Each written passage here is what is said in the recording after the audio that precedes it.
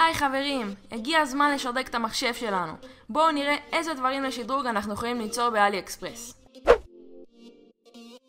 מאוורר בגודל 120 מילימטר, שישדרג את מערכת הקירור ברמה יותר גבוהה. לפי הפידבקים של האנשים, הם אומרים שהוא ממש שקט, ובכסף שלו הוא עושה את העבודה כמו שצריך. המאוורר הולך עם 4 לדים מובנים, שנותן אשליה אופטית מדהימה. יש 2 צבעים לבחירה של לדים, אדום או כחול. זה מגיע עם חיבור לחשמל מפוצל, מולקס או 3 פינים. אחרי שהסתדרנו על מאווררים, עכשיו אנחנו צריכים שליטה עליהם. קבלו פאנל קדמי של 5 אינץ' עם חיבור ל4 מאווררים שתוכלו דרכה לכוון את המהירות של המאווררים, כל אחד בנפרד. אם אתם רוצים שהמחשב שלכם יטוס לכם, חייבים להחליף את הדיסק קשיח שלו. לדיסק קשיח SSD. מצאתי את הדיסק קשיח הכי נמכר באלי אקספרס. יש לו כמעט 4,000 הזמנות ועוד רק מהמוכר הזה. הוא של חברת קינגדיאן. חברה מאוד מוכרת בסין ליצירת דיסקים קשיחים. הדיסק קשיח ממש מהיר, הוא עובד בהעברת נתונים של SATA 3 ויש הרבה נפחים לבחירה.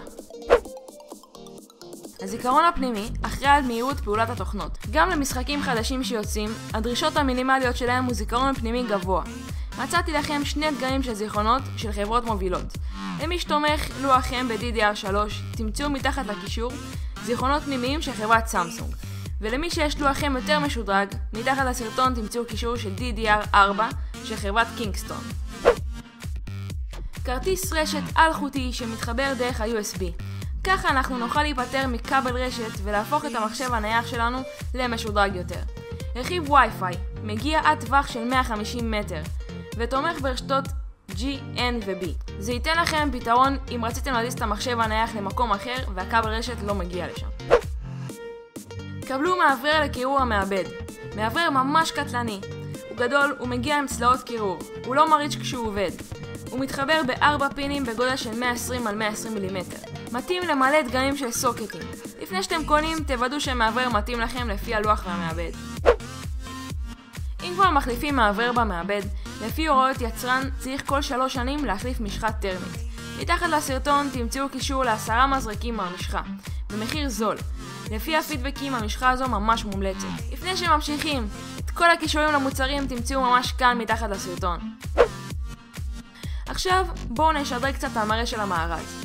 קבלו פס לד שמתחבר לחשמל של המחשב, ואם יש במארז קצת שקוף, אפשר לעצב גם בפנים. יש בחירה גם של צבעים וגם של אורך. ושדרוג לפני אחרון, צורב בלו-ריי.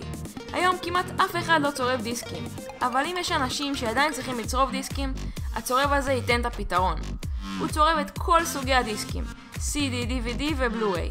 הדיסקים של בלו-ריי הם בנפח של 60 ג'יגה, ואפשר לעשות עליהם אחלה גיבוי מידע. למי שלא אוהב לשחק עם המקלדת ואין להם פלייסטיישן 4, מצאתי בשבילכם פתרון. גיימפד בצורת קונטרולר של פלייסטיישן 4, שמסתנכרן למחשב ואפשר לשחק איתו את כל המשחקים כאילו יש לכם קונסולה. הוא עולה פחות בחצי מחיר מהקונטרולר המקורי. חברים, תודה שצפיתם בסרטון והגעתם עד לכאן. אם אהבתם את השדרוגים ששמתי, תעשו לי לייק, שתפו לחברים שאוהבים את המחשבים, ואנחנו נתראה בסרטון הבא.